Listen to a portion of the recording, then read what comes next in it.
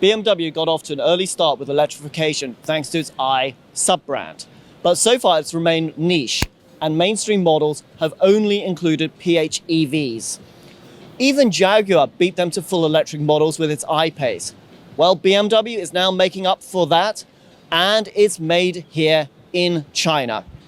Today we're going to have a look at BMW's attempt to close the gap between it and the competition, the BMW iX3, and compare it to a similar full electric option available here on the Chinese market since the end of last year, the NIO ES6. We'll see if BMW makes it up for being late for the party and creates something that's truly innovative. If you're saying this doesn't look new, well, remember it is near identical to the regular X3. The main changes are these wheels, which have aerodynamically enhanced covers, and there's also a none too subtle badge behind them. BMW has also fitted air curtains to the wheels to improve airflow, but they are less obvious. There is also some blue highlighting around the propeller badge, at the bottom of the kidney grille and doors, and at the rear diffuser.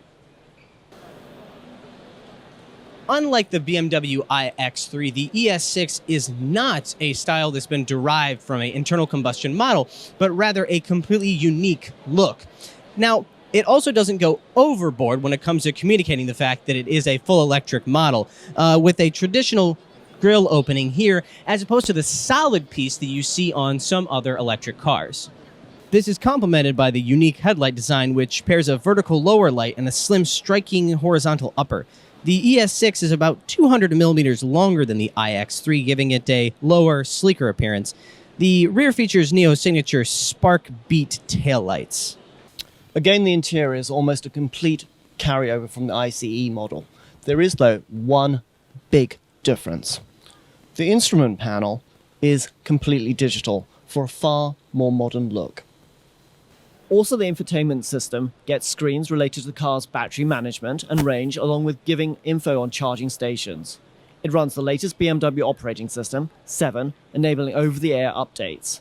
Styling-wise, there are blue highlights on the doors and the drive selector, giving a mellower ambience to the cabin. The car gets 2 trim levels, the standard, inspiring, and the higher, impressive. I kid you not with those names.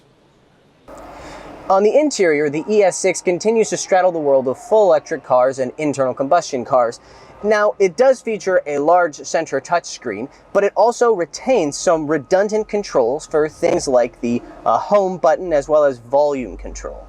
In terms of creature comforts, this SUV is equipped with heated, cooled, and massaging seats up front, as well as what NIO calls the Queen seat, a front passenger seat that has features straight out of a first-class airplane cabin, including 160 degrees of recline and leg rests. Where the ES6 really starts to shine, however, is when it comes to the specs. Customers can choose between 2 ternary lithium-ion batteries, a 70 kilowatt-hour option that has 420 kilometers of range, or a 100 kilowatt-hour option with 610 kilometers of range. Regardless of whichever one you choose, NIO's other big innovation is battery swapping.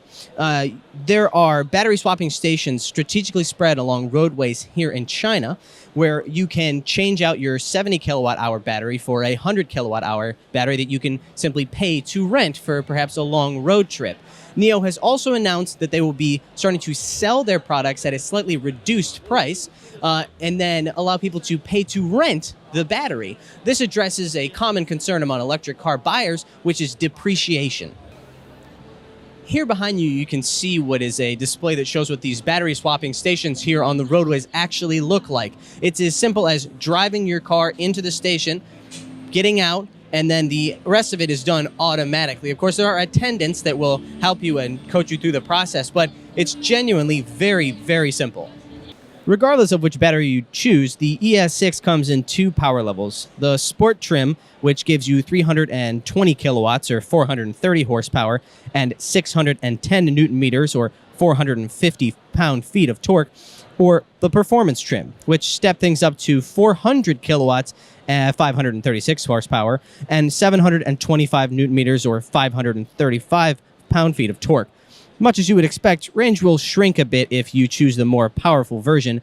0 to 100 km/h times range from 5.6 all the way down to 4.7 seconds.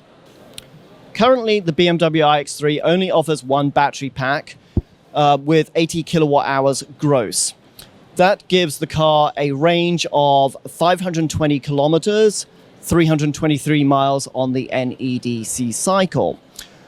Powering the car is a motor on the rear axle.